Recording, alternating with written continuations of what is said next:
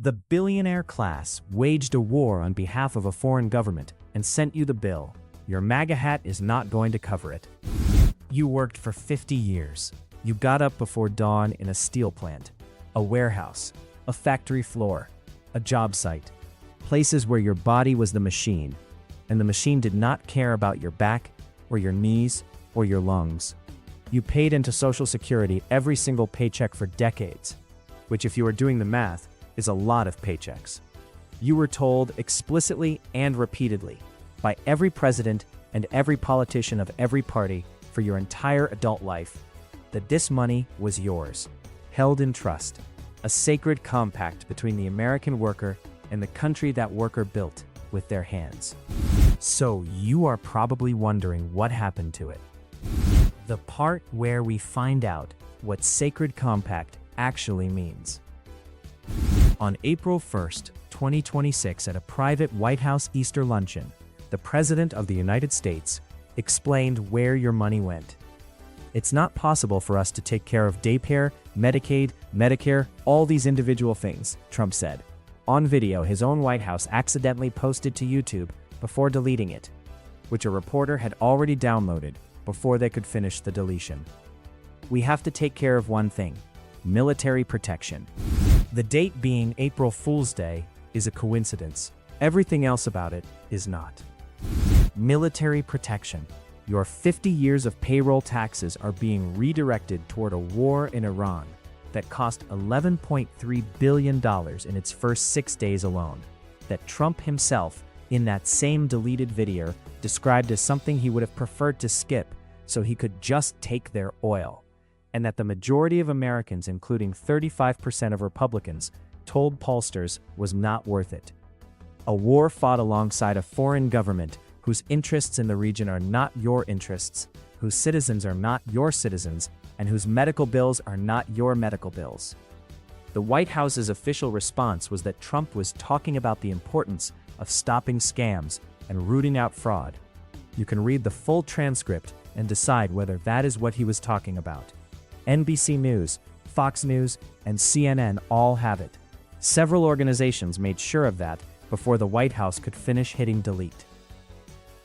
Which brings us to the question you are now asking yourself, which is, how bad is it exactly? The part where the numbers stop being abstract. The Congressional Budget Office, which is the government's own accountants and not a liberal media fabrication, recently moved the Social Security insolvency date up to 2032, 1 year earlier than previously projected, with automatic benefit cuts of 28% triggered when the trust fund runs dry. That 28% is larger than the 24% cut the CBO projected just last year. The number is getting worse, not better. And the reason it is getting worse has a name. Trump's One Big Beautiful Bill. The name alone should have been a warning sign, since things that describe themselves as beautiful usually aren't. See also, every multi-level marketing pitch you have ever received at a church potluck is projected to cost Social Security $168.6 billion over 10 years. That figure comes not from a Democratic think tank, but from Karen Glenn, Social Security's own chief actuary, in a letter to Senator Ron Wyden. The bill reduced income tax rates, which reduced revenue flowing into the Social Security Trust Fund. Less money in, same obligations out. They cut the fuel going into the tank, and are now surprised the tank is running dry faster. The defense contractors supplying the Iran war are having a genuinely fantastic quarter, by the way. The investment firms that own the companies that own the politicians are printing money. The people who ran the forklift for 30 years are being told to tighten their belts, which is easier to do when your belt is a $400 Gucci belt, and harder when it is the one holding up your work pants. Now, some of you reading this are already typing a comment about how Trump would never do that to his supporters, and this is all fake news. So before you hit send, consider the following. The part where the president says the quiet part out loud. Medicare pays for your hip replacement, your heart surgery, your chemotherapy, your blood pressure medication. Without it, the average senior faces $6,000 to $10,000 in out-of-pocket medical costs per year on a good year. meaning a year where nothing catastrophic happens, which if you are over 65 is not a bet I would take. The people telling you this is fine have congressional healthcare benefits and investment portfolios that treat a bad medical year as a rounding error. They are not in your situation, and they know it. Your vote, your loyalty, your yard sign, your 8 years of arguing with strangers on Facebook has produced a specific and measurable outcome. That outcome is a president who said out loud, on camera, on a video his own White House distributed, that Medicare cannot coexist with his military budget. The White House deleted the video. The reporters kept it.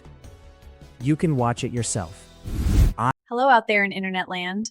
I'm Lily, the editor at The Wise Wolf, and I just wanted to steal a moment of your time to urge you to subscribe to our god-awful channel. Otherwise, my professor is going to press charges for breaking into his office to shoot this clip. Thanks. Bye now. I have spent considerable time trying to understand why the people who will be most hurt by this are the people cheering loudest for it. And I keep arriving at the same uncomfortable place. A large portion of the American working class has been so relentlessly marketed to, so thoroughly sorted into a tribal identity, so consistently told that the real enemy is whoever is on the other team, that cutting their own benefits registers as acceptable collateral damage as long as the right people are also suffering. You cannot pay a hospital bill with an owned lib. This is a fact that is about to become extremely concrete for a very large number of people, which raises the obvious question of who actually benefits when you are looking in the wrong direction. The part where you think you are getting a raise. Because here is the part of this story that is almost artistically cruel. While all of the above was happening, you were also being told you got a raise. Trump's tariffs drove up inflation, which inflated the formula that calculates your cost of living adjustment, which gave Social Security recipients a 2.8% bump in 2026 that supporters branded the Trump bump. Finance expert Michael Ryan described it to Newsweek as watching your left pocket give money to your right pocket while inflation picks both. CPA Chad Cummings broke down the actual math in geobanking rates. The 2.8% COLA adds roughly $56 per month to the average check. Medicare Part B premiums simultaneously went up $17.90 per month, automatically deducted from your Social Security before you ever see it, per the SSA's own COLA page. So your $56 raise becomes $38 before you buy a single item, and that $38 is supposed to cover the rest of the inflation those same tariffs created in your groceries and your medication. For the lowest earners, the entire COLA is gone before it reaches their bank account. This is not a coincidence. This is a wealth transfer mechanism wearing a cost of living adjustment as a disguise, which leads us to the question nobody in Washington wants you to ask, which is where exactly all of this money is actually going. The part where we talk about who actually did this to you.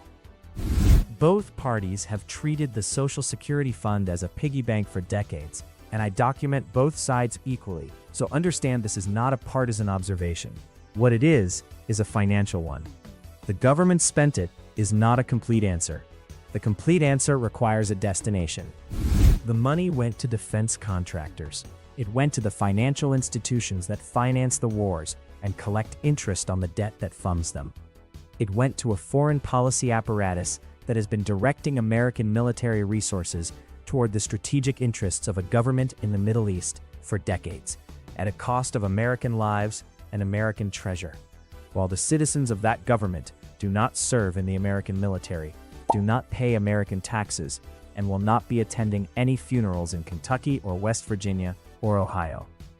The Center for American Progress calculated that Trump's 2027 military budget represents the largest one-year increase in defense spending as a share of GDP outside a ground war in American history. The Iran war had already cost more than $25 billion and killed more than 1,600 civilians by the time that budget landed on Congress's desk. The people who benefit from a $1.5 trillion military budget are not the people who built this country with their hands. They own the companies that build the weapons. And the political class that keeps the money flowing to those companies does not distinguish between Republicans and Democrats in any way that matters, which is why this particular crime has been running continuously through administrations of both parties for 30 years. The people who gutted your retirement fund are not transgender activists, they are not immigrants, they are not whatever group has been assigned this week's villain role, so your attention stays pointed in the wrong direction while the actual theft continues above the noise. They are financial institutions, defense contractors, and the political class those industries own outright. They have $85 trillion in assets between them. You have a Social Security check heading toward a 28% automatic cut in 2032. You already knew this was happening. You have suspected it for years, which is exactly why you are going to share this article. The part where you realize you already know this. That nagging feeling that the game is rigged, that nobody in Washington works for people who work for a living, that the promises made in October evaporate by February, that the people at the top come out ahead, regardless of which party wins. That feeling is not paranoia, and it is not brainwashing. It is pattern recognition developed over a lifetime of watching what actually happens versus what you were told would happen.